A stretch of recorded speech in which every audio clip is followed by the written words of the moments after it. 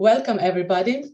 Since our Ecocivilisation curator, Mrs. Violeta Bulc, could not be with us for the first time, let us start this fifth webinar in the Year of Water with her opening words recorded in video. Dear friends, participants, co-creators of the Year of Water, welcome to our fifth session this year. There are many more to come, and with your help and involvement, we can bring the awareness of the importance of quality relationship with water to every community on this planet. I'm also inviting you to share stories of community practices related to water with us, and we will bring them to the attention of global community.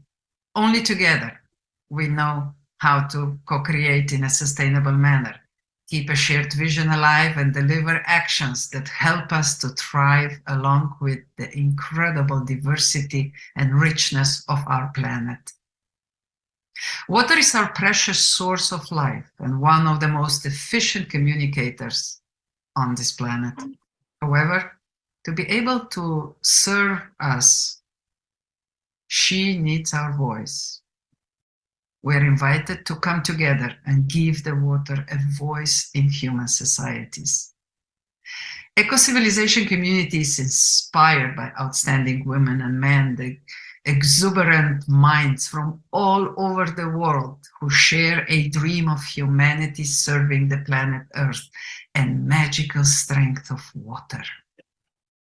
We are committed to manifest the Charter of Ecocivilisation, which is inviting us all to collaborate together to sustain the planet as an ecozone of our galaxy, which with inclusion and diversity at its core, enabling a universal knowledge and wisdom to develop endless ecosystems of collaboration, uplifting economy and society based on the laws of nature and the frequency of love. The Year of Water is brought to you by Ecocivilisation in collaboration with WAH Women and Myanmar Water Academy. People behind this project are incredible colleagues and friends from different parts of the world. Professor Dr. Nini Tien from Myanmar, Dr. Rajni Bohra from India, Yuko Kudo from Japan, and myself, a founder and curator of Ecocivilisation movement from Slovenia. Allow me to share the core messages from the previous sessions in the Year of Water to stimulate today's discussion even more. We hear over and over again that we are the change we want to see. We are invited to collectively reimagine a vibrant relationship with water and the planet Earth, moving towards an ecological civilization. The basic goals communicated so far could be summarized in three major pillars. First, clean water for all. Second, deliberate, inclusive water governance. And women's empowerment. We want to see actions, and we want to see them emerging around few core fields. For example, sociotechnology, system science, and spiritual transformation. I'm curious what else the emergence of thoughts and wisdoms will offer next.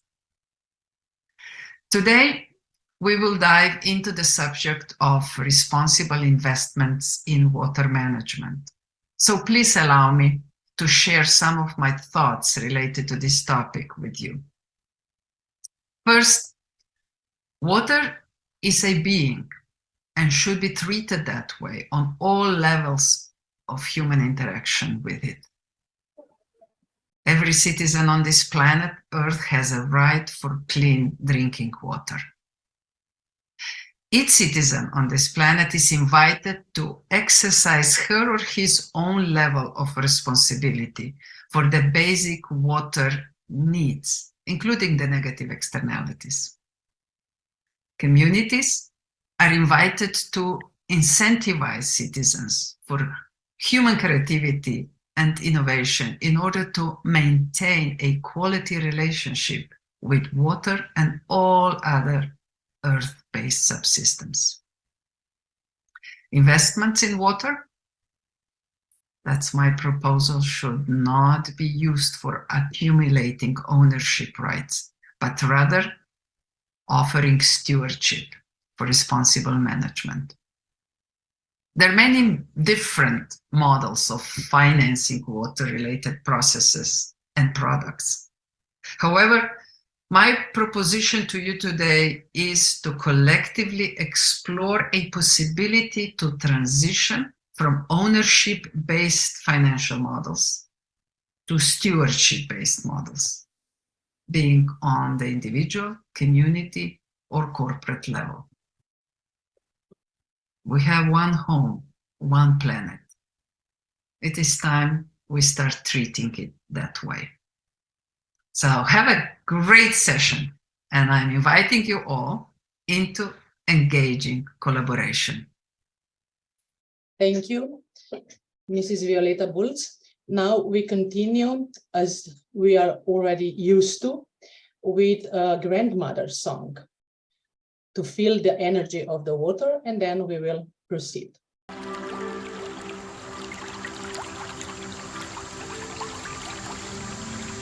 Granddaughter, the water can hear you. The water has memory.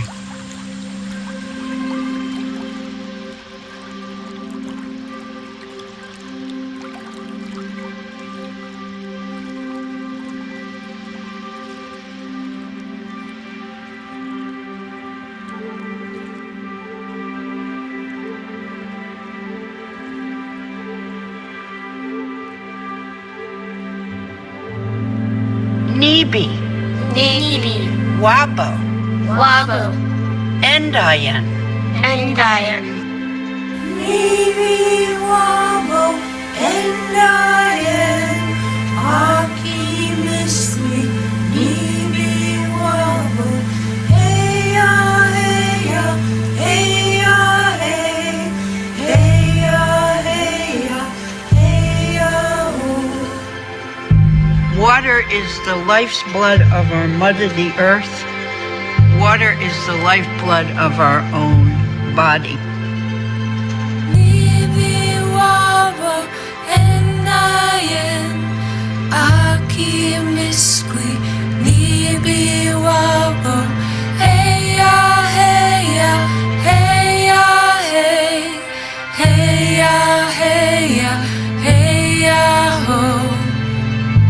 To continue to pass on the knowledge that needs to be given unto the other generations. You are the keeper of the water. Nibi, Wabo, Endayan, Aki Misli, Nibi, Wabo, Heya, Heya, Heya, Hey, Heya, Heya, Heya, Ho.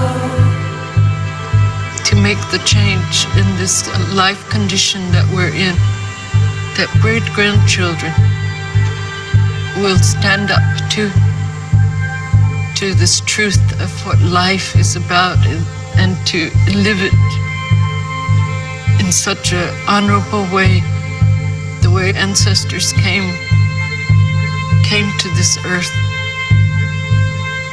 Nibi, Wabo, Endayan, Aki Misli, Nibi, Wabo, Heya, Heya, Heya, Hey, Heya, Heya, Heya, Ho.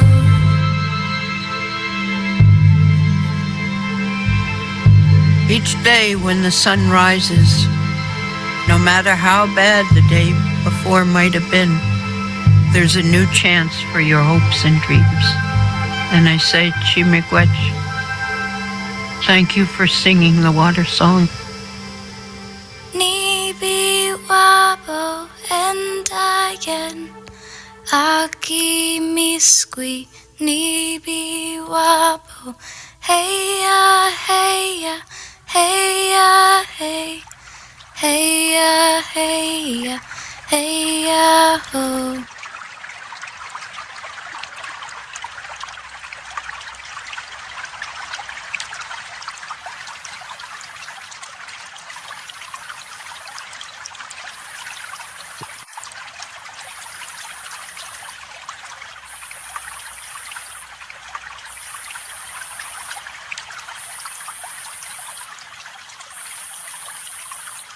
Thank you to our grandmothers.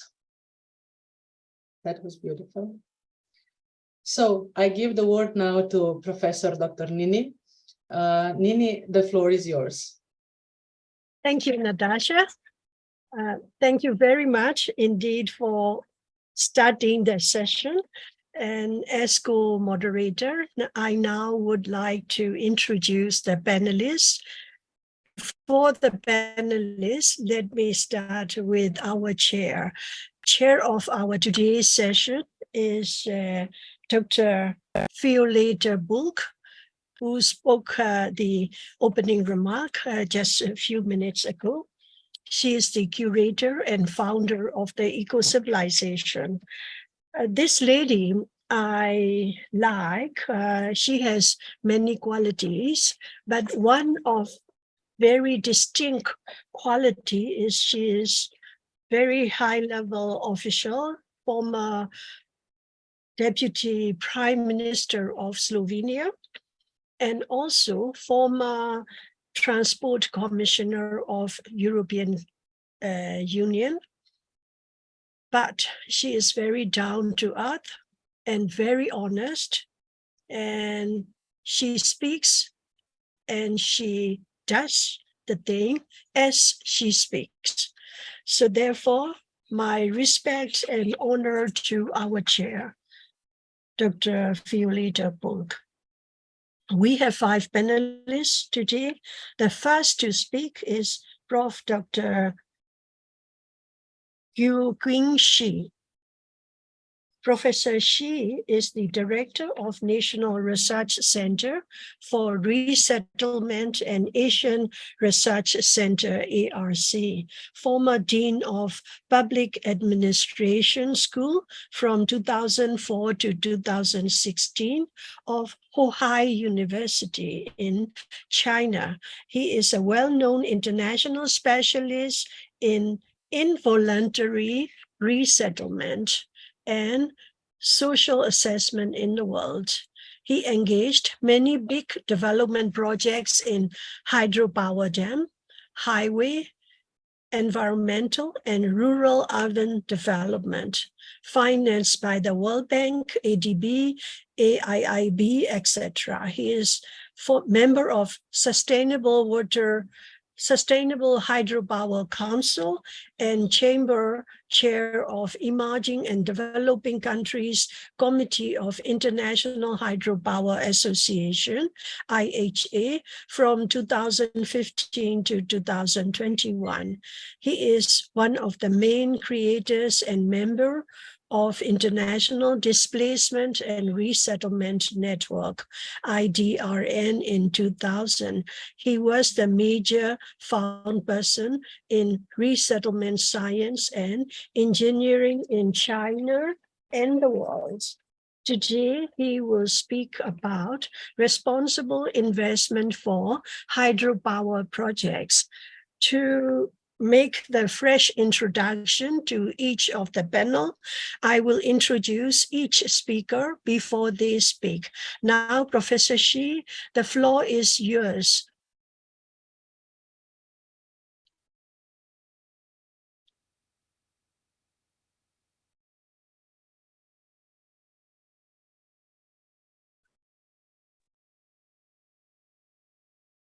Professor Xi, can you speak up, please?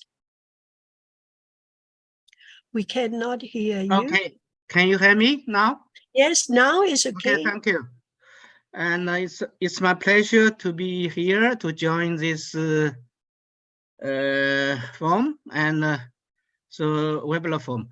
So my presentation regarding responsible investment for the hydropower projects.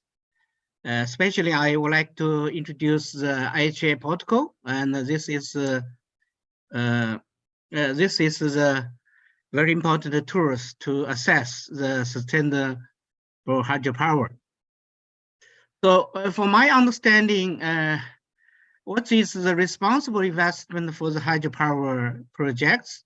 And I think it's need to take the hydropower in the sustainable manner in technical, economic, financial, ecological, environmental, social, and cultural. So this is a very important ecological civilization approach and the environmental friendship, social harmony, and the culture inclusive. Also, very important nature resource resilience. And a very important approach is integrated water resource management, and also very important based on the PPPP. It's a public-private, very important people partnership. So we have to aid the people, the community as a very important role in this partnership. Also good governance. IHA actually developed one protocol they called the Hydropower Sustainability Assessment.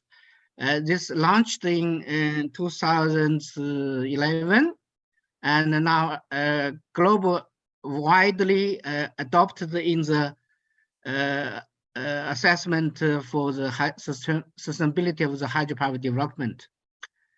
Just a week ago, we have a global hydropower development congress in Beijing, specialized for the pump storage hydropower development, because this is a very important approach to adopt to the climate change, and mitigation, and how to develop the renewable energy. And so I think this IHA protocol is also adopted this pump storage hydropower station. And actually this protocol is based on a lot of global forum activities, also in China, Europeans, African, Asia. So it's many stakeholder engagement. And now the protocol is to have a 4-stage. The early stage preparation, implementation, operation is in line with the hydropower cycle. And we have in the this topic, we have generally, we have about 27 topics. It's have a different perspective and include the environmental, social, technical, economic, and finance, also some integrated perspective.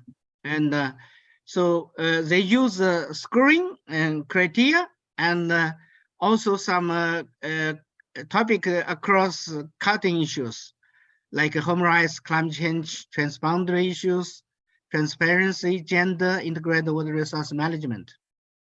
They use assessment, management, stakeholder engagement, stakeholder support, conformance and compliance and outcomes. So to assess those actually 27 different topics, but the 4th stage has a different topics, okay? So this is very important to use this protocol, has many benefits, especially is created awareness of all aspects of sustainability and strengthens the capacity to developer and provide the natural platform for dialogue between all the stakeholders. And this is a global benchmark for the regulators, banks, and policymakers. So this use this protocol can provide a strong sign and to any potential partner in the project, include the government, enterprises, company, civil society, communities, and all the stakeholders, people. So this can be scoring, and this is like one case. It's just gives a scoring 1, 2, 3, 4, 5. The best one is a 5. the lowest is 1. So the standard is 3. And also, this protocol is governed by the different stakeholders, including environment NGOs, social NGOs, and developing country, finance institutions, operator and developer, and consultant suppliers. So this all key stakeholders will engage the governance of this protocol application. So this can be used for the project preparation, implementation, operation, and also this is one case example for operation stage. It's include, you can see, communication and consultation, governance, demonstrate the needs and straight feed, setting and design, environment and social impact assessment and management, integrate the project management, hydraulic resource, infrastructure safety, finance variability, project benefits, economic variability, procurement, project factor, community and livelihoods, resettlement, indigenous people, labor and work conditions, cultural heritage, public health, biodiversity and inclusive invasive species, erosion and sedimentations, water quality, reservoir planning, and downstream flow regimes. So this will cover all the different aspects. So they can screen with a different level. And they use the documentations, visual evidence, or record evidence. Through this assessment, can do the planning, on-site assessment, reporting, finalization, and so this is a very important assessment and get the results. And so in generally, this responsible hydropower for SDGs, Sustainable Development Goals achievement. So because hydropower is a very important renewable energy and service for the civil society, for all the life and the people. So the responsible hydropower for SDGs achievement should include inclusive and sustainable economic growth, social inclusive employment and poverty reduction, and resource efficiency, environmental protection, and climate change mitigation and adaptation, culture values and diversity and heritage,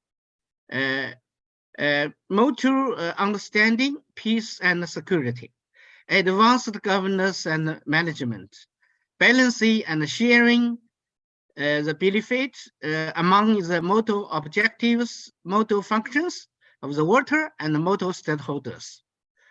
So this is a very important good governance in hydropower development. We should understand the river basin and water system. Use the comprehensive planning in the river basin for water resource development, utilize conservation and protection.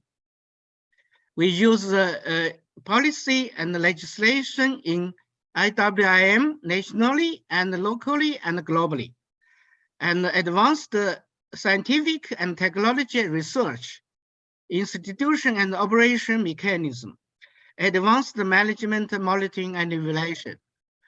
So the good governance in the hydropower development, we should have the good environment and social impact assessment, and environment and social management planning. And also we have to preparate some good plans for the resettlement action plan, gender action plan, indigenous people development plan, and ethnic minority development plan, cultural heritage protection plan, and public affected plan. So we use the internal and external monitoring and Professor evaluation. Shi, Okay, can you please conclude? Yes, can conclude now.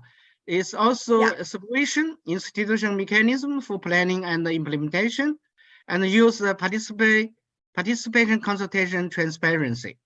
A very important capacity building and education. So thank you. Oh, thank you, Professor Shi. Sorry, I was a little nervous to warn you. but it was quite okay. Sorry, it is the occupational fine, hazard yeah. of the co-moderator. Thank you, Professor 𝐿. Professor 𝐿 and I worked for IHA in the different chambers. So I am very, very grateful that he come with a very valuable information and also the experience. So with this, I would like to leave the questions for the Q&A session. Professor 𝐿, I will also ask you questions during the Q&A time. Now is the second speaker, Dr. Andrea Godrin.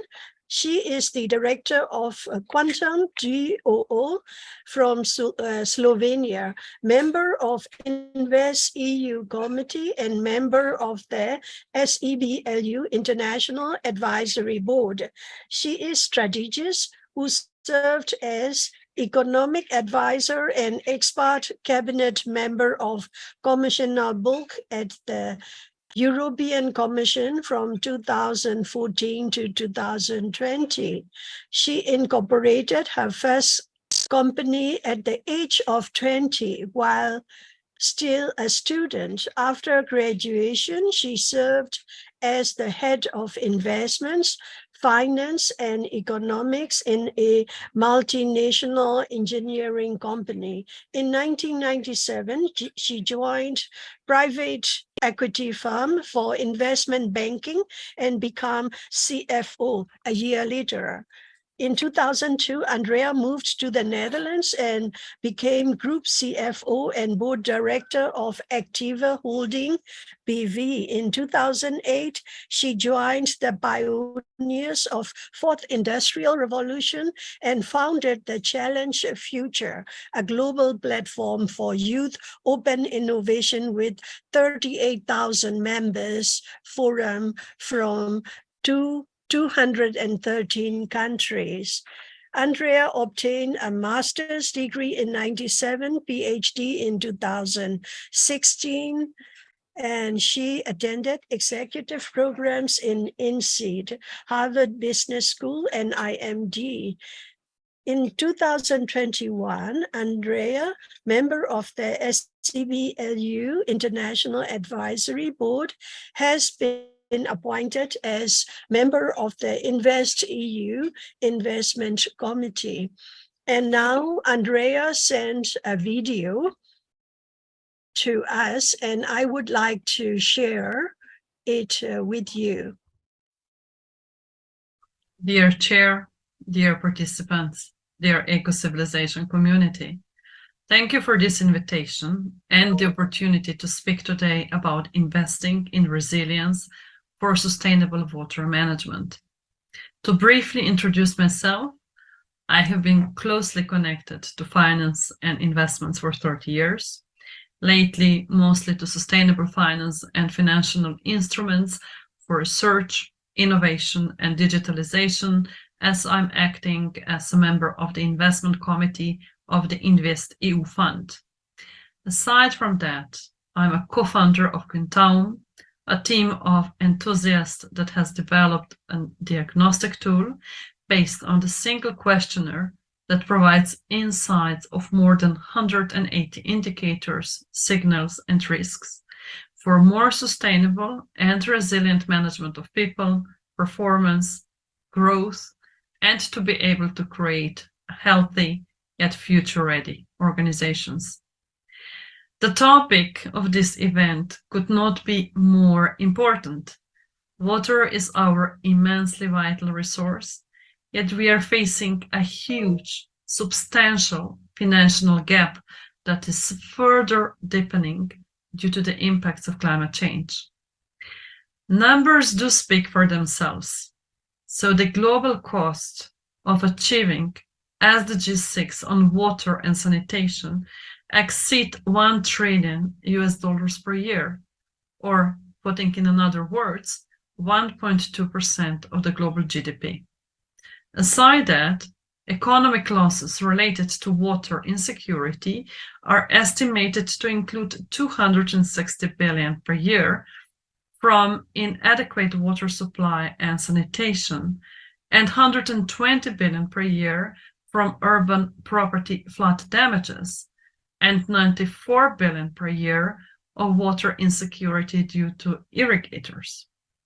So despite this strong economic case for water-related investments, present financing flows are only a small fraction of real investment needs.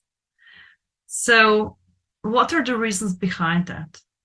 According to the recent OECD research, some challenges and the barriers for the investing in water and water management include, firstly, a pervasive undervaluing of the water as the resource, and secondly, the fact that water-related investments generate a mix of public and private benefits, and many of these benefits are not easily monetized. So this limits defined revenue streams associated with the investments. There is also a mismatch between the needs and characteristics of the supply and demand side of the finance. So water infrastructure is typically capital intensive, long-lived, and with high sunk costs. This calls for a high initial investments, followed by a long payback period of about 20, 30, and even 40 years. However, private and commercial investors prefer projects with short-term horizons, and they're also seeking for the quick returns. So looking for a long tenor finance on affordable terms, which would fit the specific needs of the water sector, is often unavailable these days. In addition, what I have seen in the past years is that there is a lack of the well-prepared bankable project that would clearly define revenue streams and would have the viable business models, as well as that the nature of the water-related investment is often small-scale and fragmented, leading to a high transactional cost and perceived high risks. So despite of all of these challenges, how can we unlock finance for water management? Firstly, we need to better use the existing asset and existing finance. And secondly, seize the opportunities that arise from the growing interest in sustainable finance, such as the development of taxonomies for sustainable activities, green bonds, blue bonds, as well as increased investors' appetite to align finance with environmental ambitions. Also, governments should take action to unlock finance for sustainable water management, including creating policy frameworks that strengthen the enabling environment for investment and developing innovative financing mechanisms such as blended finance, green bonds, and pay-for-performance contracts.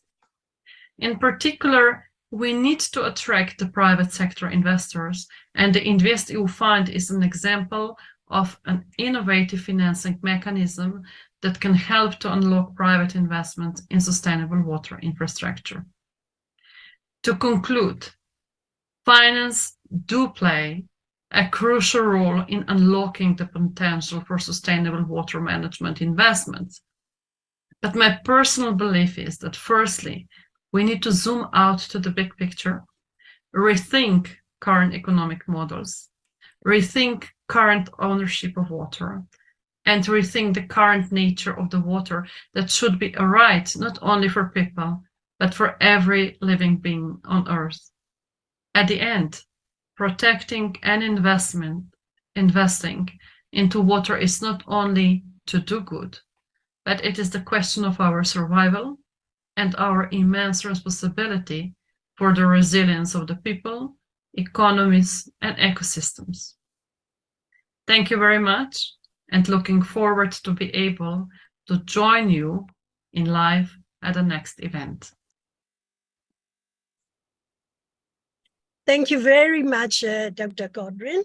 It is really, encouraging for us to speak from this perspective, to rethink the economic model. We are not going to do the business as usual, and we are not turn the blind eye or deaf ears to what has been troubling to our people and economy, and also the poorest of the poor. Thank you for saying these very profound words and to change the economic model. Thank you very much indeed. And our third speaker is Miss Elizabeth 𝐒𝐿𝐵. I don't think I am doing well for your surname, but Elizabeth, it is also very kind of you to join us. Let me read out your biography. Actually, I was so much attracted by her book and the work. So let me share this excitement and the admiration with our audience. Miss Elizabeth 𝐒𝐿𝐵 is on a mission to help business leaders go beyond business as usual, to co-create better business and a better future. She is the founder and director of Future Navigators, and active as an executive advisor, consultant, and coach based in Sweden. Elizabeth is the author of 2 books, Navigera, that is in Navigate into the future in Swedish. Yeah, thank you. In 2018, and Better Business, Better Future in 2022. Actually, I was attracted to the second book, of course, because it is in English. The creator of the Better Business Acceleration program. She holds a Master of Science, Social Sciences from Lund University, an inner MBA from Mindful NYU, and executive education from some of the world's leading business schools like Harvard, Oxford, IMD, INSEAD, and Singularity University. She is a certified stage shift coach in vertical leadership development and a fellow of the Institute of Coaching. She is also a pro bono mentor and coach for impact entrepreneurs at Lund University. By the way, I have been to Lund twice. Elizabeth was a sustainability brand pioneer in the 1990s and has 25 plus years experience from responsible business, whereof 15 years on management teams and 10 plus years as a consultant. Her expertise lies in strategy, innovation, and transformation, today put to use to enable the co-creation of better business and a better future. You can find her full CV on 2 websites, and I can share with you later on. Thank you very much, Elizabeth, for coming here. Would you be so kind to present the path beyond business as usual towards better business and a better future presentation? The floor is yours. Thank you so much, dear Nini. I will share my screen. I hope you can see it now. Yeah, we can see. Full screen, very good. Now, I'm Elizabeth 𝐒𝐿𝐵. I'm so happy to be here. I was invited by Professor Dr. Nini Thein a few weeks back, and I'm really grateful to listen in and understand what you're working on this specific, very important topic. So we talked about being one home and one planet, and my focus is particularly business, business strategy, innovation, and transformation, and the business leader as a key change agent in all of this, not the investor, the business leader. The world of business is not only the co-creator of this mess we're in the first place, but also an important part of the solution for us as humanity to stay within the planetary boundaries while enabling a thriving society and ecosystem.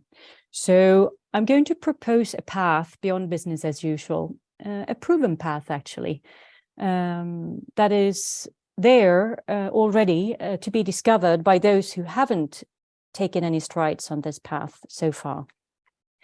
So, as noticed by the World Economic Forum, there is a sustainability revolution ongoing.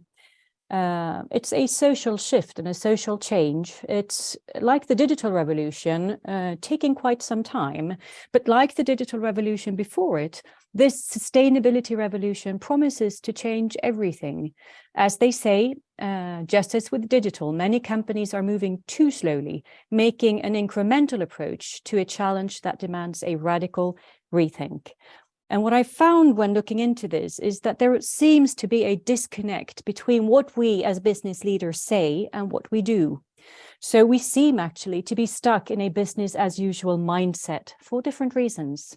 So examples of what we say is that 99% of CEOs agree that sustainability issues are important to the future success of business. Then when we move onwards to try and look at what we do, we see that 8% only of companies have set some sort of science-based target. I didn't specifically look into any water-focused targets, but I'm sure you will see that they are in the same space, I would guess. Now, many have risen to the challenge already, but there are still a few that choose to live in ignorance, and that is a shame, actually. It's not only making this transition delayed, it's also missing out on a huge opportunity in doing well by doing good. Because as I see it, the world of business is surprisingly well equipped to co-create solutions for these immense challenges through the ingenuity, creativity, and resources that in business we can so often call forth. No, don't do it. Don't do it. So sorry. I shall mute it. Sorry, the electricity was cut off. I was on the, the generator, and now my husband said, would you like to come back to the normal main? I said, no, don't do it. All right. Sorry. I was a bit surprised, I have to say. Yeah, sure. I mute it now. I mute it. All right, I will continue. So at least from my side, I see a huge possibility here for business to step up and help co-create solutions for the immense challenges that we see. And what I also see is a paradigm shift being on its way, thinking that the paradigm paralysis there in the middle may be describing it. But we're coming from an old business paradigm that is important to understand, where short-termism driven by financial markets with a focus on optimizing short-term profits has been the overall concept of how to do business. The purpose of business has been to maximize short-term profits for shareholders. It's been built on a take, make, dispose logic. You take from nature and you then dispose the waste at the end. Traditional corporate to social responsibility practices has not been integrated, but rather an add-on to reduce risk and safeguard reputation for the specific firm. And collaboration has been mainly focused on industry associations, that is, on things that have been good for the industry per se, not for anything that has to do with the planet. The evolving business paradigm that can be actually spotted in the horizon is a long-termism encouraged by financial markets to protect their long-term investments. It is a situation where the purpose of business is to advance the prosperity of humanity within the boundaries set by nature, which is quite different from what we see today. It is a business that is circular, regenerative, and more equitable in terms of business models and operating models. And it's where sustainability is a fully integrated part of purpose, strategy, business models, value chains, and offering, and where we see new models for collaboration based on mutual interest and the higher good growing. Now, I mentioned the word paradigm paralysis, and I do believe that a lot of leaders are not really, first of all, seeing the evolving business paradigm, and when introduced to it, actually feel that many of the old business logics tools and operating systems don't apply. That is what I learned in business school, and what I've been practicing for 20 years doesn't really work going forward. So we will need to think about how to unlearn and relearn. And we can't actually wait to a new generation of business leaders taking over the mess we've left. We need to step up now. So the question is there a way to accelerate this shift? And I'm saying there is. What about if there would be a stepping stone or even a proven path made by earlier trailblazers that others actually can take a look at, learn from, and follow to accelerate this shift? And the big and simple idea here is based on this quote, actually, by William Gibson, saying that the future is already here. It's just not evenly distributed. And in this case, it's a model I've used called the diffusion of innovation by Everett Rogers.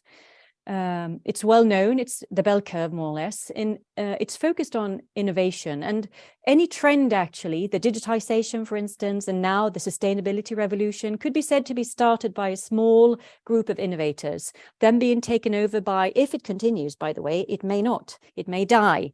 But if it continues, taken over by early adopters, then going into the early majority, finally the late majority, and then the laggards at the end. And what I'm seeing is that there are quite a few innovators and early adopters already moving on this, and the early majority in parts of the world, definitely so in the Nordics, but also in parts of Europe, are already onto this. There are some front runners. Patagonia is definitely one of them. Interface also very much so. Also then we have companies like Unilever, IKEA, Ørsted, and Oatly being early adopters, which is quite interesting to see, because all of these are very successful companies. And it's actually not, it shows that it's nothing that we need to be scared of. Instead, trying to understand their good practices can help us all accelerate this process.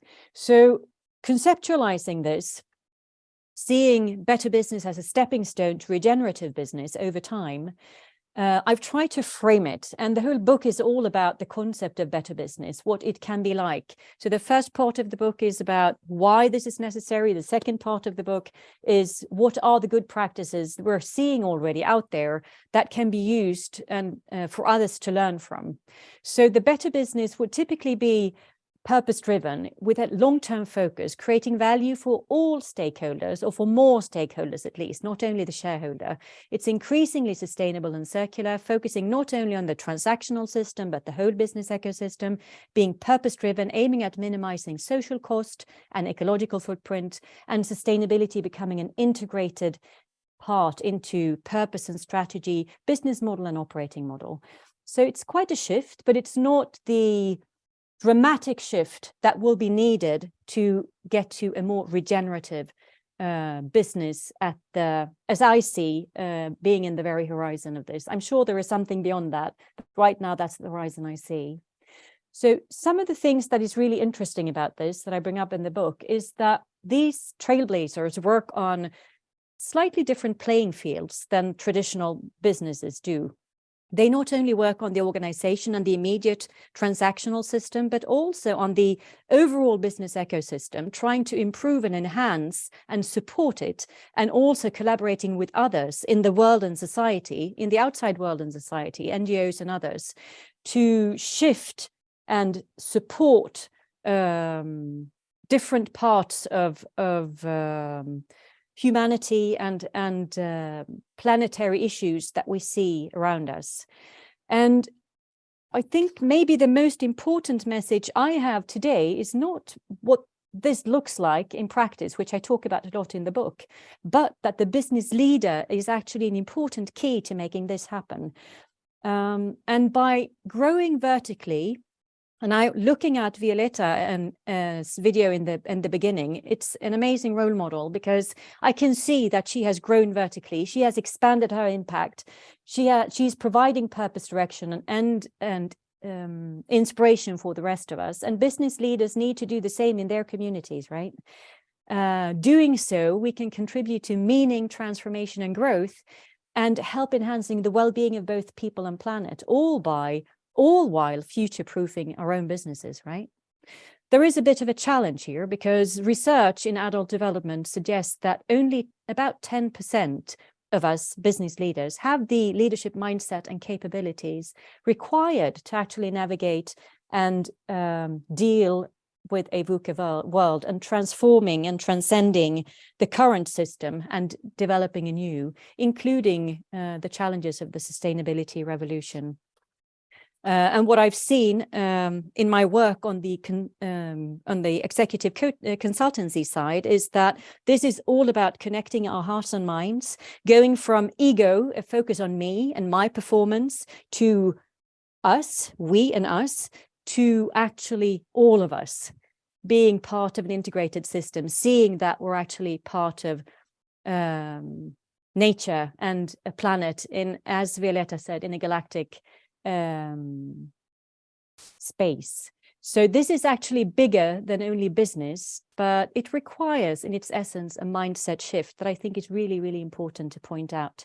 Now, to do my part of this, I started working on a program to help business leaders discover these principles and take the first steps to accelerate their own businesses. And you're very welcome to explore it. What I tell about it, at least, or at futurenavigators.com/academy. You will find more information there.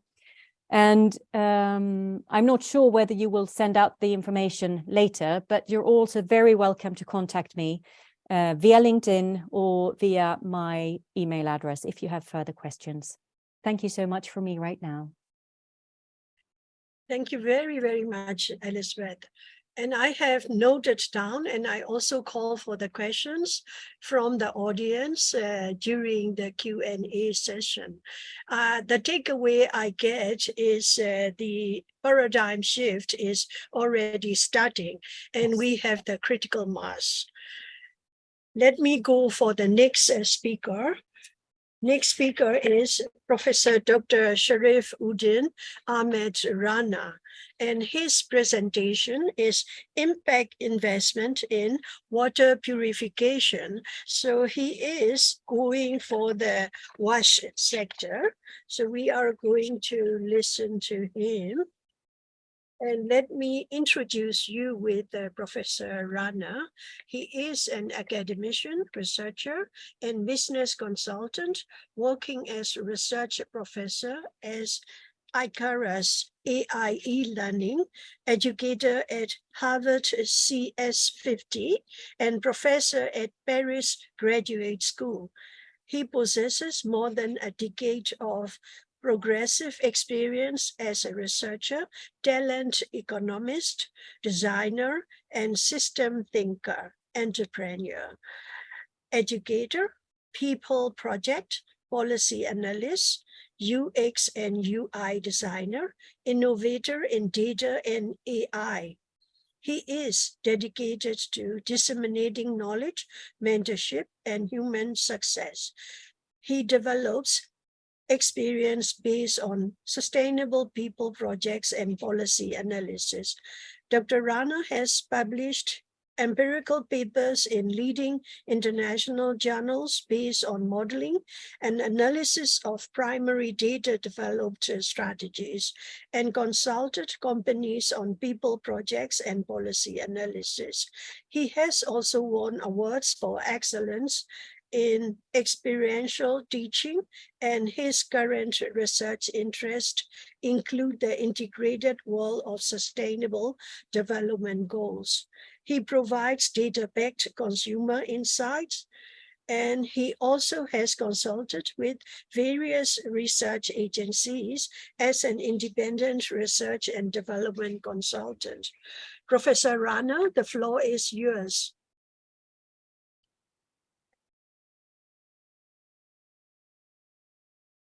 Hello? Professor Rana, we can't hear you. Yeah, can you hear me now? Yeah, sure. Yeah, thank you. Thank you, everyone. This topic Professor is very Rana, important. can you also please keep in mind that 10 minutes is the limit? Yeah, thank you. Thank you for your time and thank you for your invitations. First of all, I want to give thanks to all of the women leaders and the professors who join in today's sessions.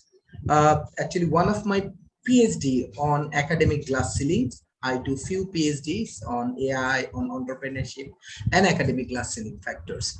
I know that how women leadership is important. So when I discuss about waters, I'm a victim of the present sustainable situation and climate things because I born in a very small place of Bangladesh. It's called Rajbari, and I grew up myself near the Padma. The Padma is one of the biggest rivers in South Asia. Then I go abroad for my higher studies, I develop my careers and everything. But water always important for me.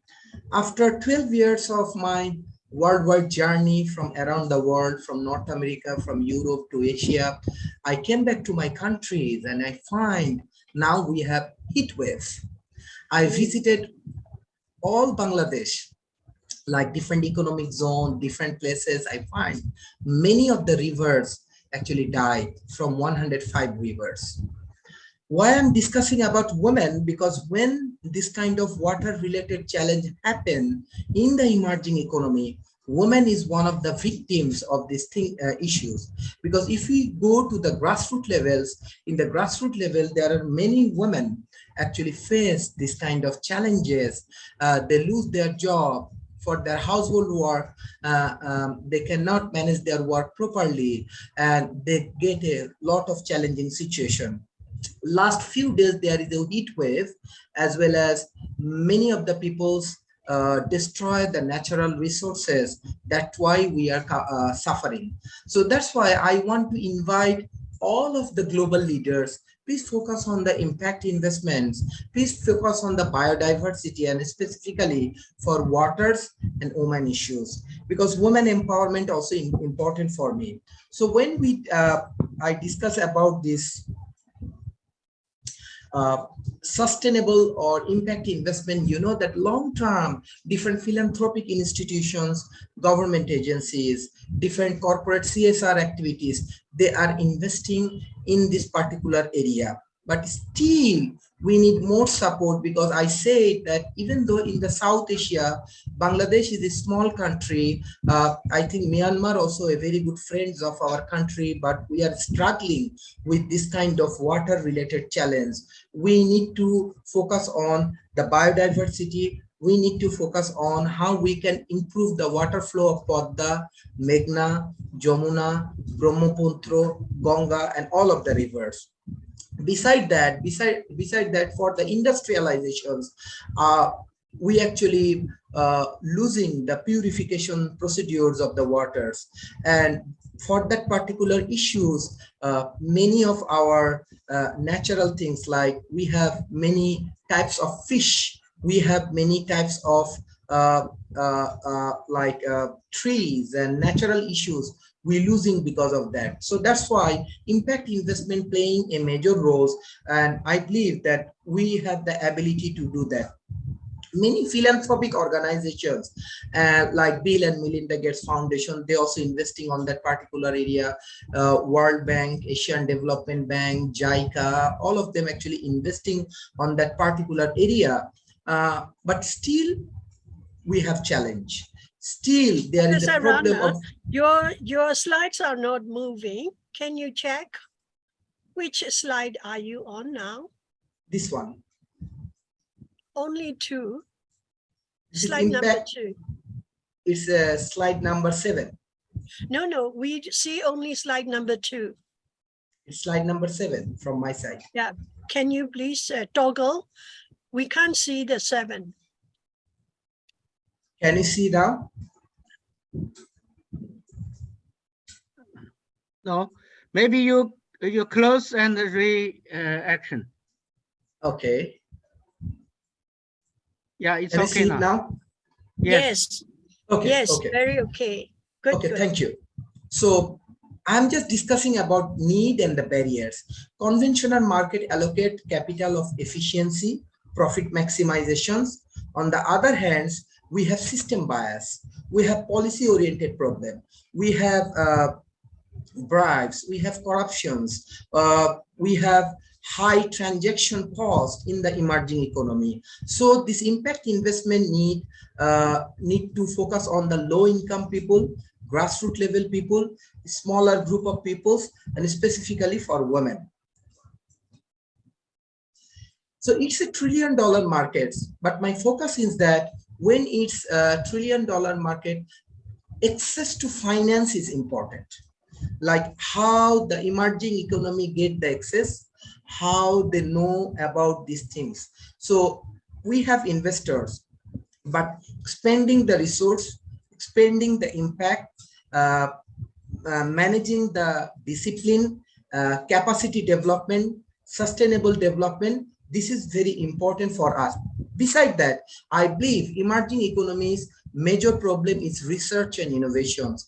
If we focus in the South Asia, except India, many of the countries do not have enough innovations, do not have enough problem solutions. That's why these impact investment things we cannot measure or we cannot attract this kind of things. Besides that, I want to say that when the developed nations, they're collaborating with the developing world, they go through the government agency and the government public-private partnerships. But what the professor said, the public-private and people partnership, that is the things I want to focus, because we need to develop projects based on people developments, based on people needs, based on people orientations. So in that particular area, our banking system has a lot of inefficiency. We have to improve these things.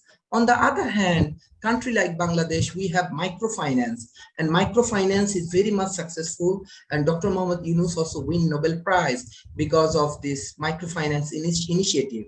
And microfinance initiative is based on the women empowerment and based on women efficiency. But still, we have to move with this kind of concept and move with this kind of thing. So I think this impact investment measurement should focus on this micro initiative, and we need to reduce the cost and other things. Community developments, understand the local ecosystems, and creating the real industrial situation, also major challenges for us. Yes, country like Bangladesh, India, Myanmar, we have many economic zones. We have many industrializations. We develop for many economical activities. But how we can create impact, this is also important, because I see many of the rivers dying because of this unplanned and ineffective planning. So I think this is the high time in South Asia. All of the country we need to work together. Asia Pacific, all of the country we have to work together. Not only the foreign consultancy, but also utilizing the local resources, utilizing the local capacities is very, very important. I think this is without this we cannot achieve the objective of the impact investment. Most important thing is that knowledge developments, know about the impact investments. I visited last 6 months around 50 universities in South Asia, including IIT, Dhaka University, Ahsanullah universities, and many universities. I find that about the impact investments, about the investment strategy, we have lack of knowledge. I go to the public-private partnership authority. I go to the investment authorities. I find many entrepreneurs, around 80% entrepreneurs, they don't have enough knowledge about the sustainability, about these impact investments. When the big companies and the big corporations come to the cities, they only go to the big capitals and discussing with the big peoples, but they have to engage with the grassroots level people. That's why I want to give thanks to the Ecocivilizations, because they are taking initiative. By this way, actually, many grassroots level people will be educated and they can understand the process properly. Strategies, I always believe in that. People, number one, we have to focus on the people. we have to focus on the grassroots level people, then we have to focus on the environment, then the organization need to focus on the profit.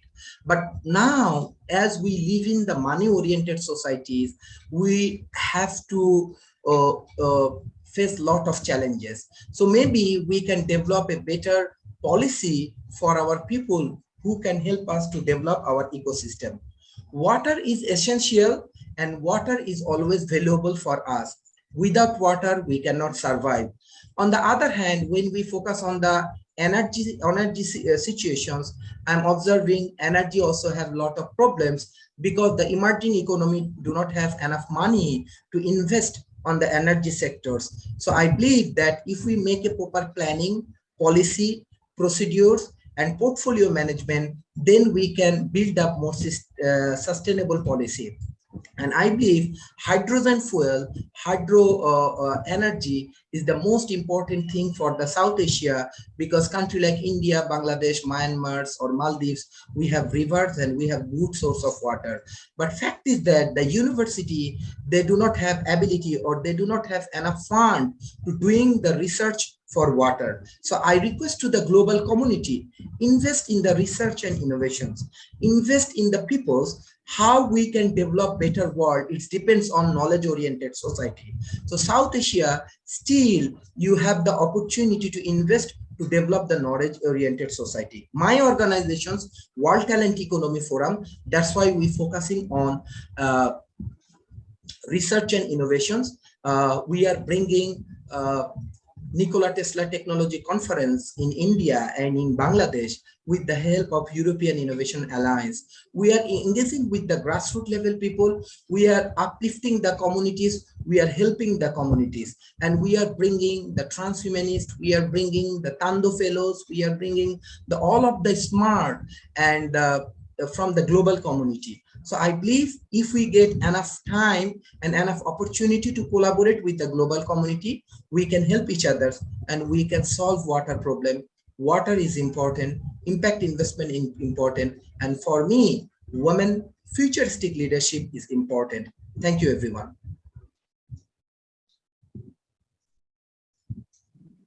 Thank you, Professor Rana.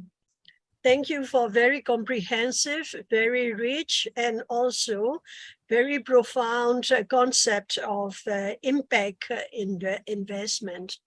I'm very grateful that you have come up with this proposal, and I hope we will have many questions during Q&A. I already sent one question in the chat for you to think of. Now, I would like to invite the next speaker, as well as introducing my co-moderator. How do we do is, I think I talk about my co-moderator, if you excuse me, Ms. Yuko Kudo, because she is going to take over the moderation task during the next speaker. Professor Dr. Evers speaks. Ms. Yuko Kudo is a Japanese artist and creative producer based in New York. Yuko immigrated to the United States in June 2003, landing in Los Angeles, California, and settling there for 10 years until moving to New York City in 2013. As a multidimensional artist and creator, her mission is to amplify the people and stories of those who have been historically excluded in the entertainment industry, focusing on shifting the culture of income disparity, unethical, unsustainable production, and lack of accurate representation. She uses art and storytelling to create community narrative shift and cross-sector collaboration. Through her work as a photographer, she has appeared in Forbes and Time magazines, among other media outlets. Yuko Kudo was a finalist for the Roger Sturtevant Musical Theatre Award for the Actors Equity Association. Her latest work includes a short documentary, Dear Asian Girls. I love it so much, focusing on Asian experience, which explores diversity, immigration, and income disparity. Also, she has been facilitating the creation of collaborative educational spaces, focuses on the intersection of art and activism. Now she's helping us to make the water for everybody. Executive producer, Untapped Storytellers, an award-winning documentary series, and executive producer, Dear Asian Girls. Japan country chair of the G100 Ecocivilisation Wing, board member of the Prime Producer, Apprentice Cooperative, Artist Council, People's Theatre Project, artist and creative producer, amplifying the peoples and stories that has been historically excluded in entertainment. And she will take over the co-moderating after the Professor Evers speaking. Now is our speaker, Professor Dr. Mariella Evers. Dr. Mariella Evers is professor and the head of research group, Eco-Hydrology and Water Resources Management at the Geography Department of University of Bonn, Germany. She is also holding a UNESCO chair in Human Water Systems. Currently, she is acting director of the Geography Department at University of Bonn.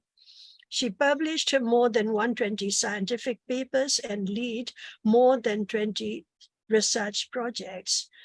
Mariella Evers studied geography at University of Münster and Bonn and Montpellier. Her PhD thesis was on DSS, Decision Support System, for Integrated River Basin Management, requirements for appropriate tools and structures for a comprehensive planning approach, and graduated in Hanover. She is selected member of Academia Net, European Network of Excellent Female Researchers. Since 2018, Professor Evers is the chair of the Scientific Advisory Board of the National Committee for International Hydrological Program, IHP, of UNESCO, and the Hydrology and Water Resources Program, HWRP, of WMO, World Meteorological Organization. Since 2020, she is member of the Scientific Board of the West African Science Service Center, head and member of the Joint Academic Board of the Joint Master Program in Geography of Environmental Risk and Human Security, together with United Nations University. Since 2019, member of the Scientific Board of the Flood Risk Competence Center, HKC, and PI and examiner at Graduate Center for Natural Disaster Science, CNDS, University of Uppsala, Sweden. She acted as working group member, co-author of the Global Environment Outlook GEO5 chapter and of the UNEP project. In 2023, she was member of the delegation of the German government at the UN Water 2023 conference in New York. It completed last month. Now, Professor Evers, floor is yours. Thank you, Denini, for this kind introduction. Good morning, good afternoon, and good evening, dear colleagues. And it's a pleasure and honor to speak to you today and to contribute to this important and exciting initiative. I would like to share today some thoughts about what has responsible investment in sustainable water management to do with climate change and biodiversity.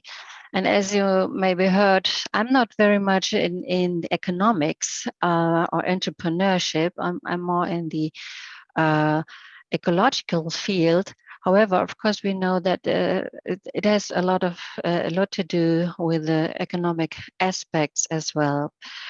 As the previous speaker stressed the impact of unsustainable investment in the water sector, mainly on people, society, and especially women, I would like to draw your attention to the, let's say, indirect effects and effects which can even increase side effects via unsustainable water management.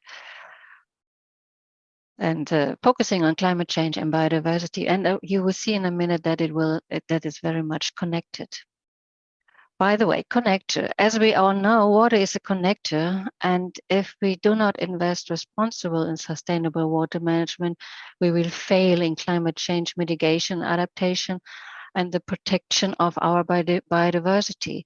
And that's not only in this era, the field. You know that water is contributing to reduce poverty, to zero hunger SDG, land and life, and all the other SDGs. I mean that we know very well.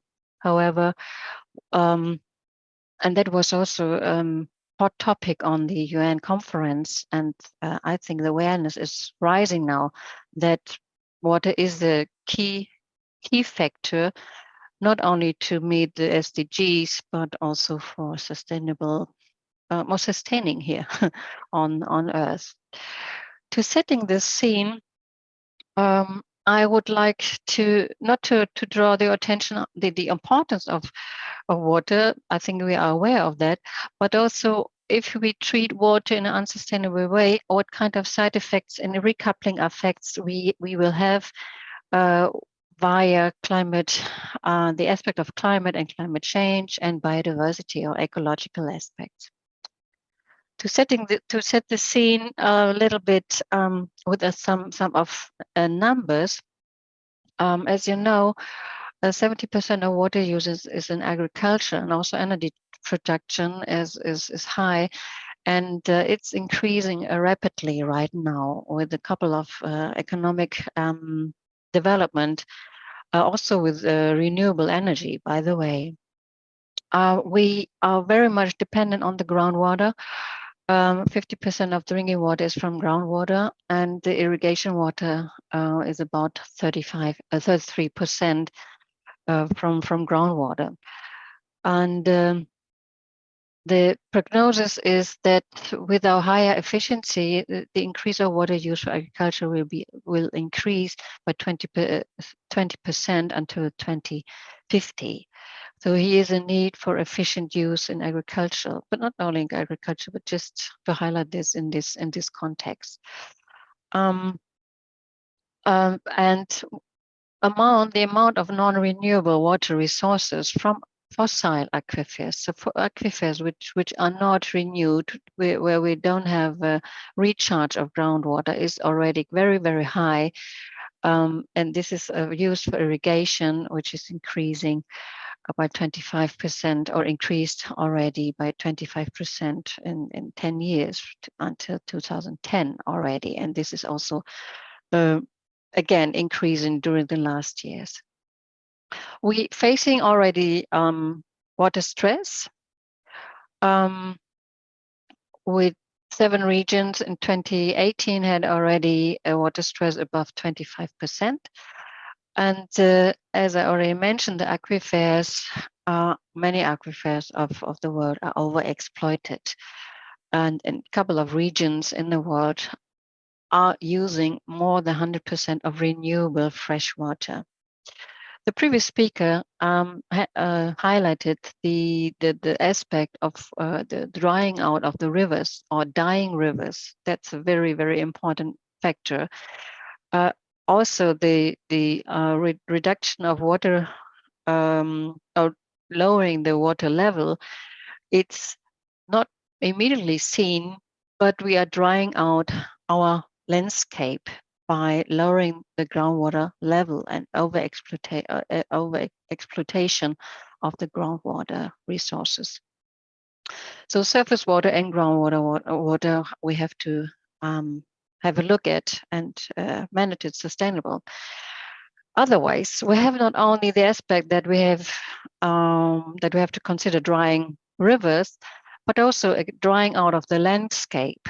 And if we dry out the landscape, so we are also increase the risk of droughts, because when there is no evaporation, then we have it's going in this water cycle, as you know, where we need this evaporation to create new precipitation. And if we dry out the landscape, there will be less precipitation, and that's a quite important factor for all regions, especially the regions which are already dry. And if you have a look at the map on the right left-hand side, you can see that many dry regions, like for instance, Northern Africa, but especially the Arabian Peninsula, it's not only dry, it's becoming hot and hotter.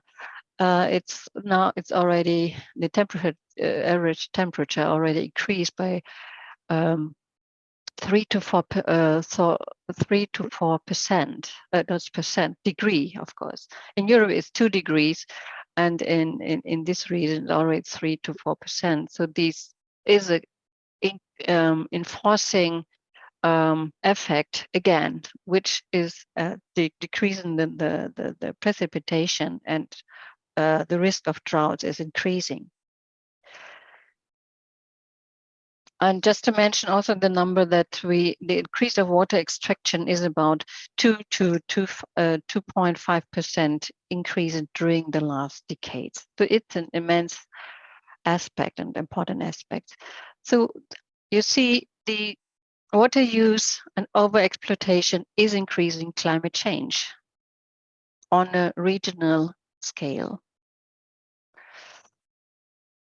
The aspect of biodiversity, looking at the wetlands. So we are using wetlands for agriculture. So we are so directly we destroy wetlands. Indirectly, we drying out the landscape by exploitation of the groundwater. And when we destroy the wetlands, it's not only about the functions of the wetlands concerning as hotspots of biodiversity. 40% of the world species live in wetlands. And the other aspect I want to highlight here is that wetlands have an immense capacity to store carbon. It's more than 700 tons per hectare, which wetlands can store as carbon, so carbon sequestration, which is reducing climate change. And we have to consider this when we look at drying out the landscape, overexploitation of water, that we also increase the climate change aspect here.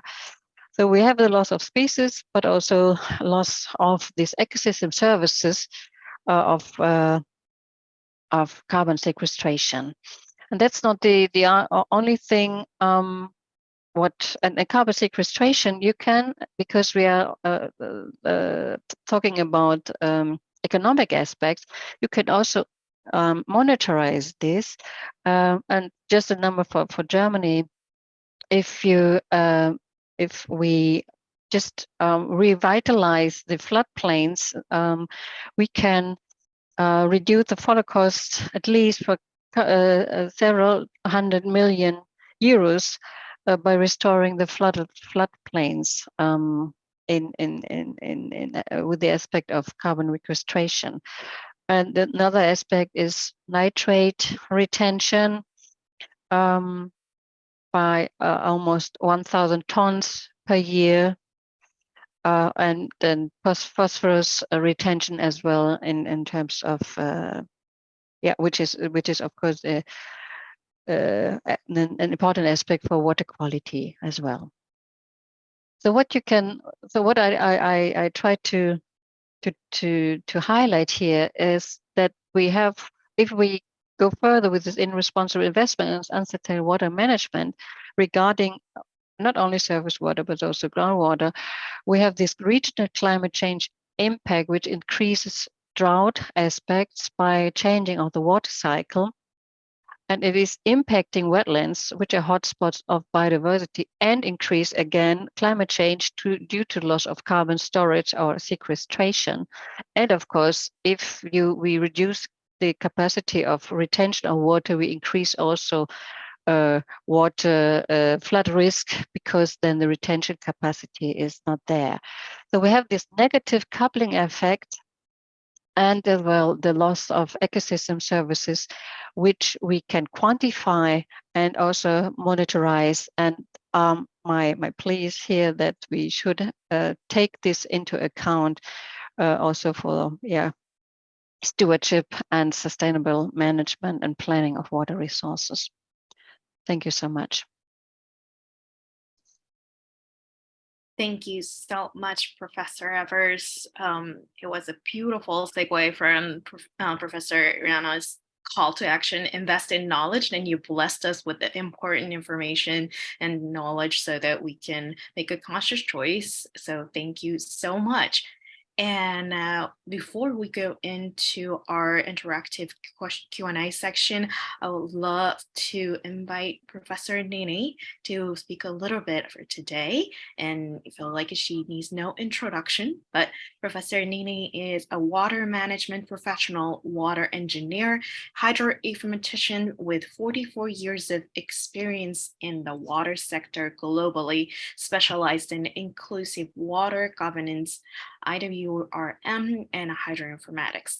Current duties are founder of Myanmar Water Academy, initiator of Water Think Tank and Water Mothers, G100 Ecocivilisation Wing Myanmar Country Chair, Advisory Council member of the International Women Peace Group, advisor and expert member of high-level experts and leaders panel on water disaster, an environment chamber member in IHA, International Hydropower Association, and advisor to the International Research Associate for Happy Society.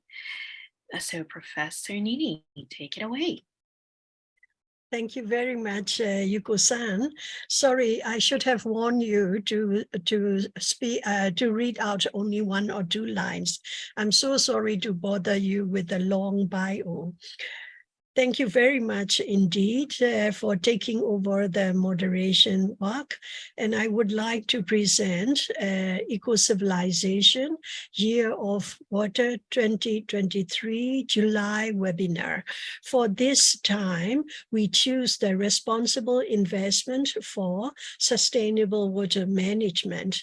But my presentation title is Ecocivilisation and Water as a Circular System of Life. Why do I pick that is to explain the audience and the whole world, in order to get the critical mass, what Ecocivilisation is up to. And also, we would like to plead to every human being on this life to consider water as a circular system of life. Let me see how I can bring this up. Ecocivilisation promotes from egoism to ecologism. So if you see from ego to eco, you will see these, animal, the biodiversity kingdom, and we human being start speaking with ego, me, and I, and we also think that we are the boss of the nature. But we need to change that attitude to we are part of the nature and we have the responsibility to conserve it and sustain it. So the next diagram, I think my mouse is moving. I think we are nature. So if we, and to say only 2 words in eco-civilization. It is we want to change our mind shift from ego to ecologism, and we are nature. So my plea again is recognizing water as a circular system of life. When we say life, it is singular and plural. So for the singular, the bridge between water and life, there is a TED talk, and it is in YouTube, but don't see it now because I want to capture everything in 10 minutes. So let me draw your attention to our Earth system. Earth system science has 4 portions. You see the balls, atmosphere, hydro, it's about water, bio, about the biodiversity and all the nature, litho, the geology and the whole crust and also everything beneath of the earth. The complex interrelationship is very, very important, and systems science also involve of human interaction with all these physical systems. But there is a similarity that our Earth system has all these atmosphere, hydro, biodiversity, and geology. We human being inside has also water, air, the earth-like substance, and fire. So we have 4 plus the mind. Okay, let me explain later. So this photograph was to simplify that earth system by Holy middle school children. So you see, without any word, without any text, they understand. So that is the basic of what we as Eco-Civilization member go out to the world and talk about water as a system of life. Water, where do we use? Paddy plantation, we do them manually. Flash drought sufferers, they don't get the fruit of their harvest. And gold mining manually, and taking out groundwater manually. That is what is happening in Myanmar.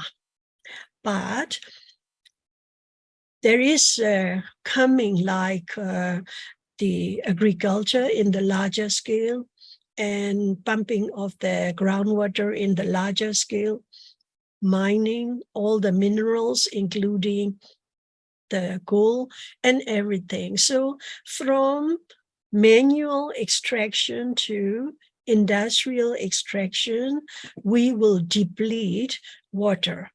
And climate change impacts. The hardest hit is go to the poorest of the poor. So these are the reminders of what we are suffering due to the climate change and shortage of water. At the right, on 26th of April news, Today News, recent rapid ocean warming ahead of El Nino alarms scientists. It is in BBC.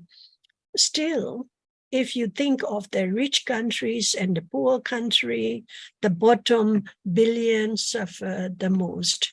So what scientists are doing, this is from University of Bonn, Professor Evers and the postdoctoral student, they try to research the human water systems.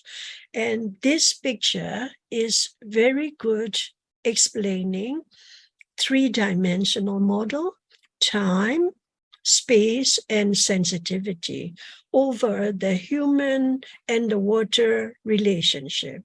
So for this, you see, the sensitivity is the very, very important dimension. And we have never included it in all our engineering solutions. So having that, keeping in mind, we think about sustainable water management systems.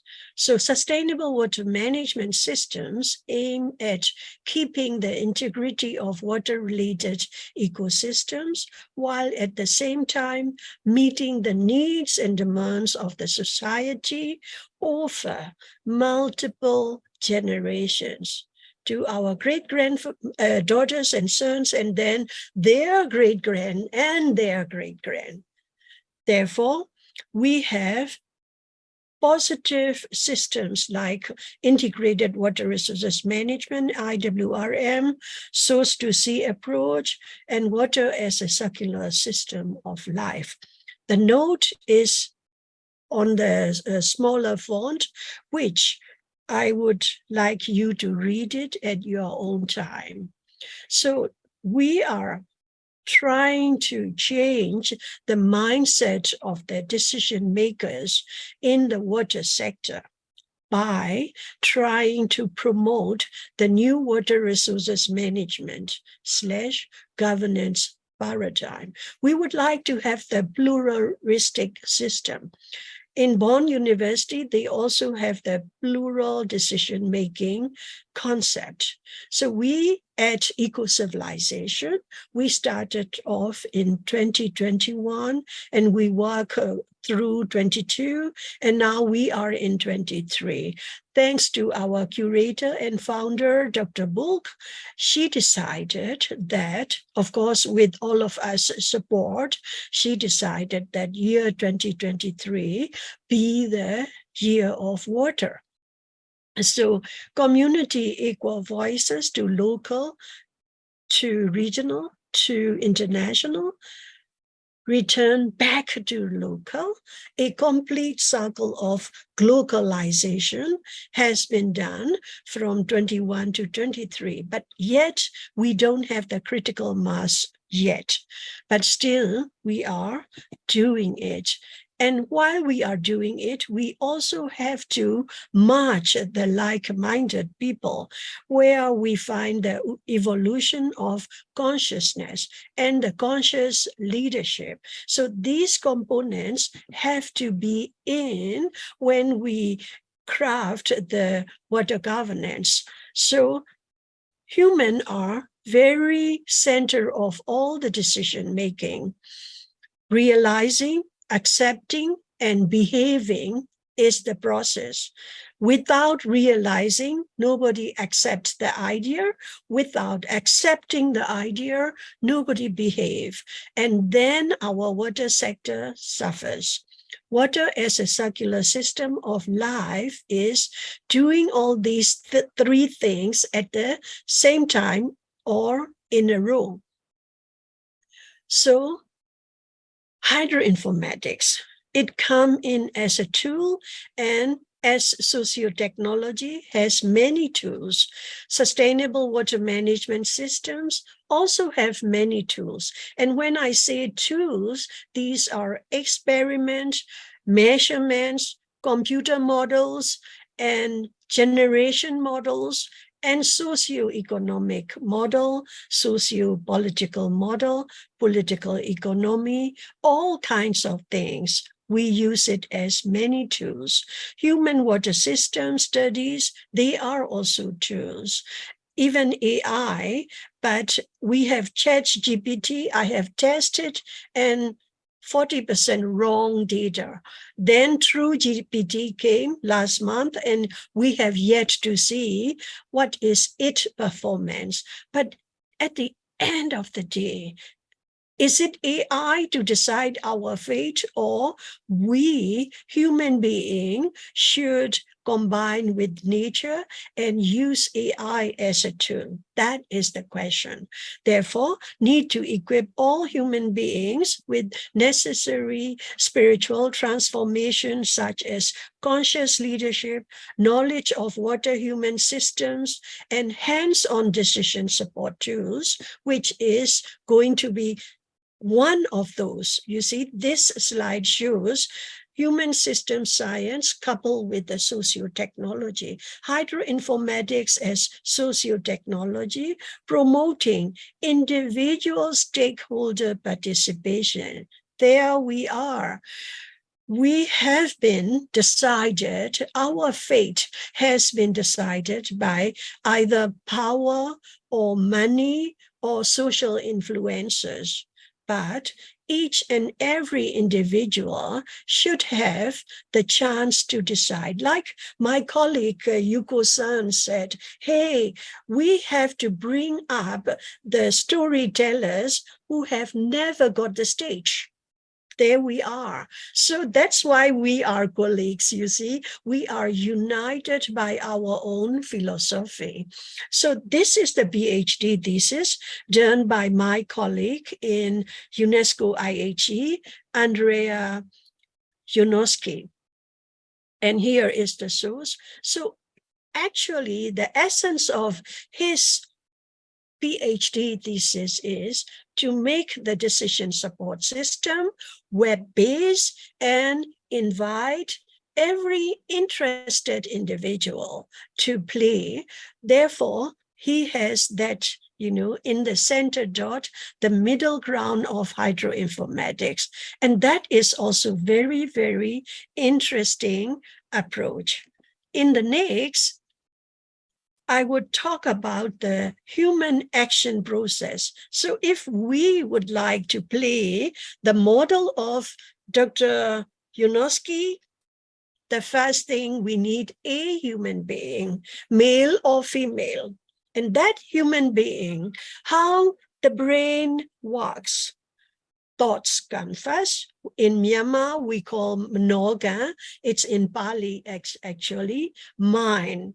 Thinking, weighing, what is in it for me, what is good for us all, or what is good for earth and biodiversity and nature and humans. So it depends on the individual thoughts. The second, he speaks out, verbal action, participation, opinion giving, engagement, all these come out. And then when it comes to deed, action, gathering knowledge, accumulating wealth, investment, collecting, maybe there is some sharing, profits on the expense of poor. That is, Elizabeth said, we have to change the current economic model because collection is one and the sufferer are other group. So investment decisions are also part of our daily decisions. So if we can format the mind of the human being in order to think differently, to do better business, to do better investment, thinking of the earth, biodiversity, nature, and human being, that will be done very nicely. Therefore, every decision can be taken consciously, and that is our belief, and we believe in it. Mindfulness is the key. With the heart in the right place, it helps an individual to be happy. Every right decision we made, even we lose the money, we are happy and we are content. And we are also having piti, the nice feeling. And also we are not going to be starved because our nature will be conserved. So to exercise it at the personal level, for example, to eat red meat or not, to simplify the living style or not, to eat organic vegetables or not. Very simple thing. At the business, to recruit the head, heart, hand, complete circular 3H person, or I am the designer, I am the technician. Don't talk about human being. Are you going to recruit A or B? And from that, if we can enlarge our decision, how do we invest? in which project, in which country, in which part of the society, etc.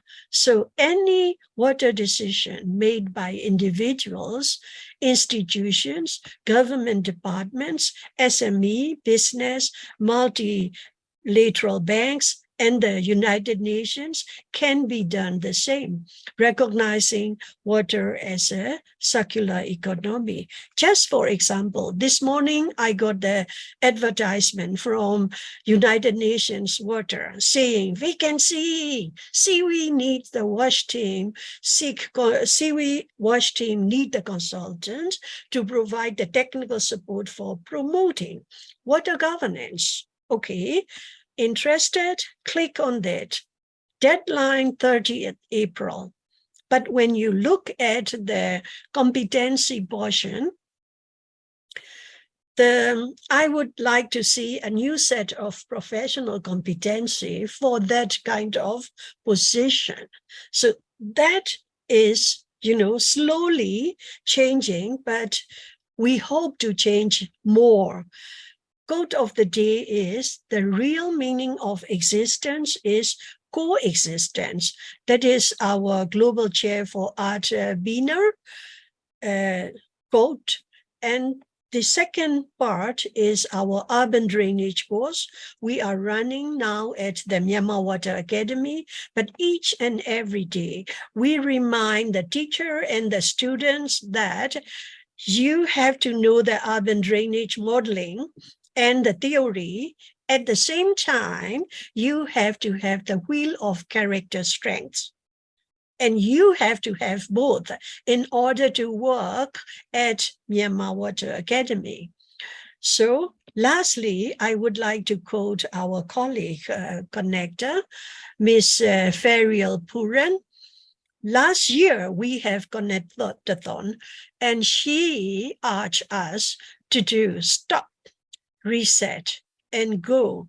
And her explanation were put in Myanmar, I translated for our Burmese audience, actually to stop all the action which harm our nature, reset one's own behavior and thoughts, and go with the green heart, green mind, and go with the talking the walk.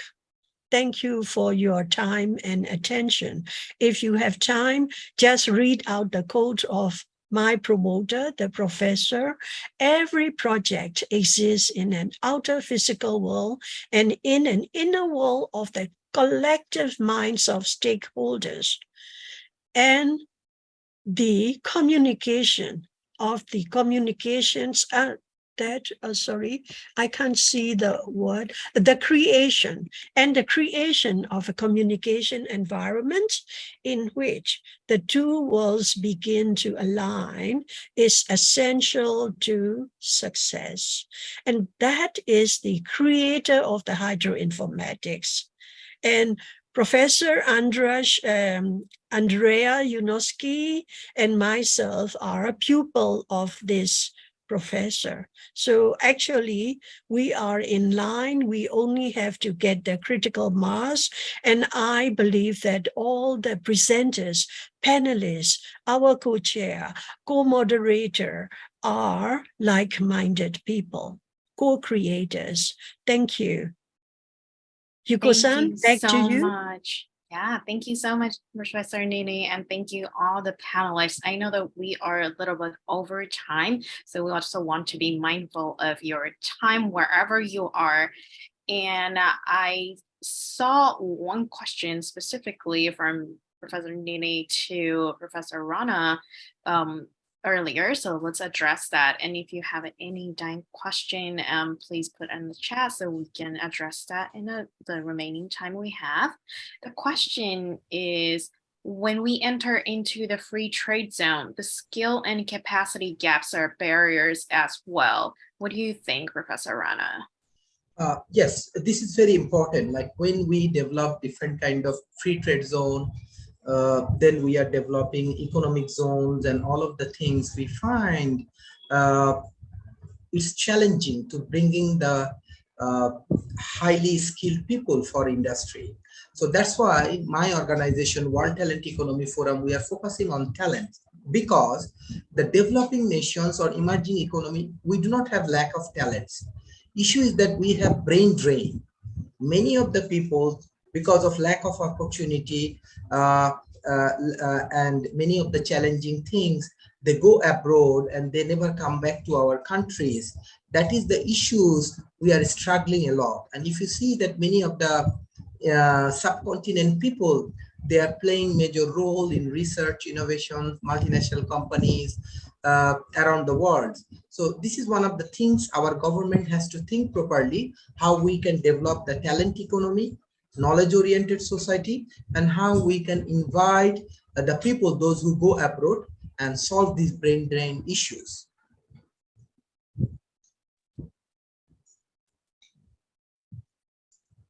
Thank you for the question. Thank you for the questions. And I want to invite you all in the talent economy, and this is an excellent session.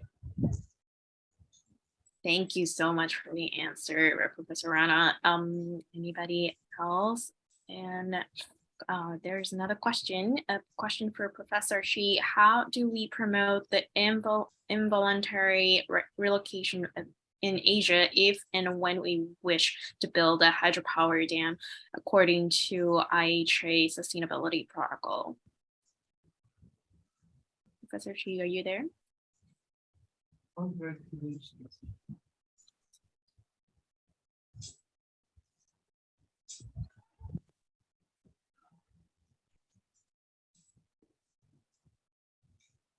Professor Shi, if you're speaking, you might be on mute. Okay. There you go. Now we can hear you. Yes.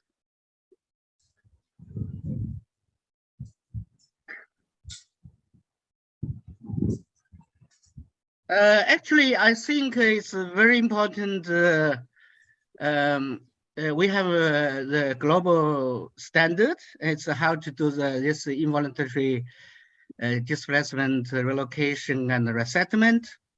So in generally, we say this involuntary resettlement include displacement, physically, economically, socially, and also relocation and the reconstruction of livelihoods, not only the house, the public facilities, also livelihoods, also communities. So this is a resettlement is include everything.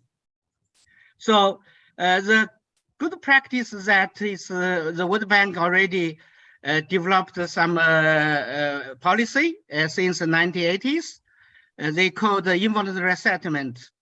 So in generally, we have the policy, and it's better have the law or regulations in some countries, like in China, India, Laos, and some other countries, but it's not very popular in each country. So the law and the legislation system is very important, because we should based on the legislation, based on the legal statement. Second, we need to conduct the census regarding the population affected and the communities, and the physical, economic, and social survey. What kind of impacts will be affected by the dam and the reservoirs?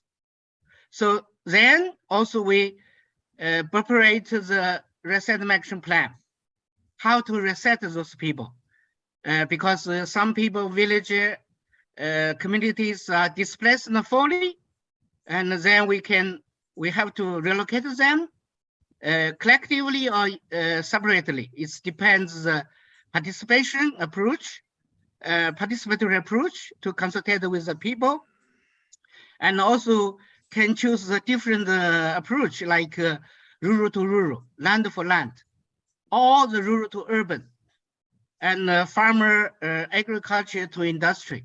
So it depends on the different socioeconomic statement, the awareness of the people, and so then to make the preparation, the planning, and so we call the Resettlement Action Plan. So this is a very important plan for the future, not only for the house, public facilities like water access, electricity access, school, clinics, and road, and everything in the community. Also very important how to restore the livelihoods, the jobs, employment. So this is to promote the income restoration or improvement. So this is both the living and livelihoods. So this is a very important planning. Then also to regulate some institution or government authority and companies, because the hydropower developer company, they should take the responsibility, and the government also take the responsibility, and also the local communities and also affected people also take their own responsibility. So this is a jointly collaborate each other, and based on some consultancy like planning and design and census, and also some supervision, some consultancy. So this is very important, the planning. So then the stakeholders take their responsibility and to implement this plan. So also the corporate is also take their responsibility. This is a fundamental basic requirement, not only CSR, corporate social responsibility. Actually, this is a basic requirement, basic the target task for the developer company. And also is the responsible the government, because the different country, even Asia, African, Latin American, the legal system is different. The socio-economic and the cultural system is different. So this is should respect the local, domestic, the legislation and the custom and rulers. So anyway, it's some authority or developer company take even they can hire some consultancy to help them. But anyway, so relocate them, then support them to restore their income, restore their livelihoods, restore their living conditions, not only for house, but also for other public service. Also very important to help, to support the people adopt the new environment, to adopt to improve their life. So this is also, we have the independent monitoring and the evaluation system by the third party, because this double show how it's the performance of the government, the performance of the developer company, and also performance other authority who are engaged this process. So then also actually in China also we have a very good the post relocation support fund to support those affected people within the 20 years. The people can get additional about $90 per year within the 20 years, and plus other support in the like job skills, training, and other public facility improvement support, and also home resource development support. So I think this is it's already have a global standard we call the involuntary resettlement to meet this. This I think is very important, the water for people, okay? When we build the dam, it's whatever is for generated hydropower, it's renewable energy, or even the flood control, flood defense for disaster management, or irrigation, or water supply, or navigation, or fishery. This is actually water is for the people by use, but we cannot induce the empowerment for affected people affect the community. But this is a lesson learned from China and also from India, also from other countries globally. So I think this is very important. We have this kind of international standard, so we can follow up, then we can do the better job. This is also we can say. The resettlement is a big challenge, but it's also opportunity. It's Thank you also so much, Professor It's risk Xie. and opportunity, both. It depends how to do. Okay, Wonderful. thank you. Thank you so much, Professor Xie. We are going to unfortunately close this session. However, some of the questions that's in the chat are good point for us to start engaging in a dialogue beyond this session. It is about the starting a dialogue. It is about start co-creating and co-learning and co-unlearning together. And as Natasha mentioned in the beginning of the call, this recording is available on social media, so please share, and not only this recording, but also share what you've learned and what exciting thing you had from each other. That's how we can make change together. And last but not least, as we move on, our next session, the 6th session, will coming up on May 31st, and it's a year of water that with the theme of legal rights for water. So please stay up to date for what's coming up. And as we close up, we'll love to close with another song that I have a very privilege of being a part of a co-writing team. So it's called We Are Water. And thank you everyone for being here. Thank you panelists for all the contribution. And thank you all the folks who are watching this virtually now or in the recording. And thank you, Natasha, for supporting all the tech. And if you can, Natasha, please take it away.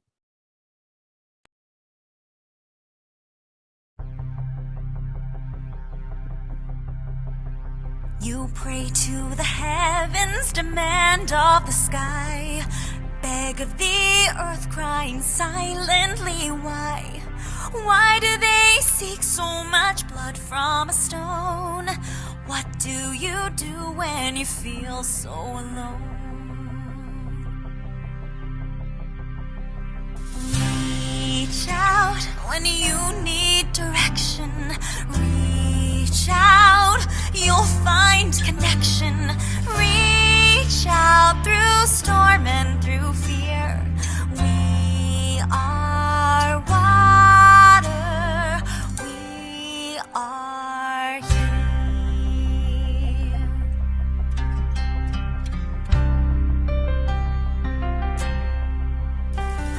Step in the current and bathe in the stream.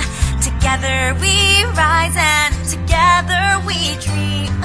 Join with our families, we are not afraid. For droplet by droplet, an ocean is made. Reach out when you need direction. Reach out, you'll find connection. Reach out through storm and through fear. We are water. We are here.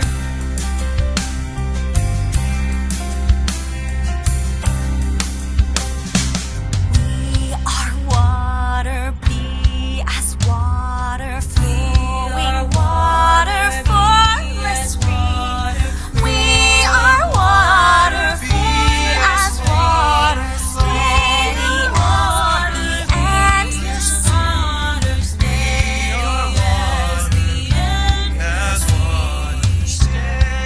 as the endless sea. Reach out when you need direction.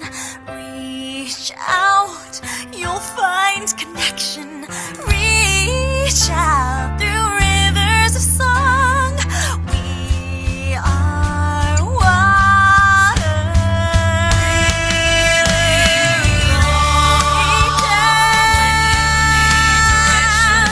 Reach out, you'll find connection. Reach out through rivers of song. We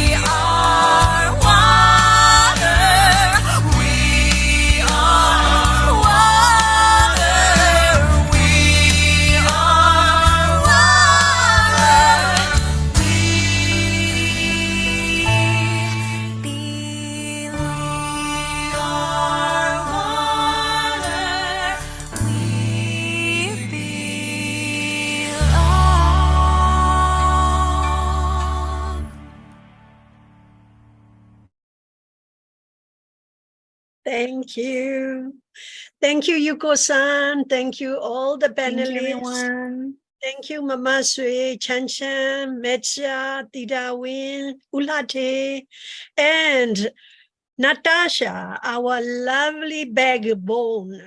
Without Natasha, we do not get anywhere. Natasha, virtual hug. Thank you to you too. I Bye. really respect your energy. Bye.